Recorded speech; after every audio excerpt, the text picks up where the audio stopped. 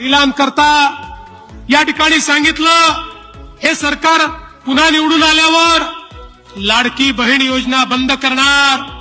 बंधू भगिनींनो, आम्ही बंद केली नाही आणि काही झालं तरी लाडकी बहीण योजना बंद होणार नाही. 5ही वर्ष लाडक्या बहिणींना आम्ही पैसे देतच राहू. पण आता लाडक्या बहिणींना लखपती दिदी करायचा निर्णय झालाय. 50 लाख माझ्या बहिणी लखपती दिदी झाल्या आहेत. आता 1 करोड बहिणींना लखपती दिदी आपल्याला करायचंय आणि त्या दिशेनं आपली वाटचाल चालू आहे. आज मराठवाड्यामध्ये मला आनंद आहे. कायम दुष्काळी असलेला माझा मराठवाडा याला नेहमी करता दुष्काळ मुक्त करण्याचं काम आपण करतोय.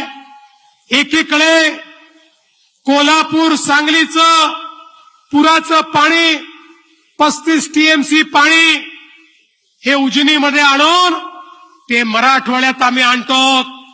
तर दुसरीकडे या ठिकाणी पश्चिमी वाहिनी नद्यांचं वाहून जाणारं 80 टीएमसी पाणी हे कोकणातनं थेट मराठवाड्यामध्ये आणि गोदावरीच्या खोऱ्यामध्ये आम्ही आणतो.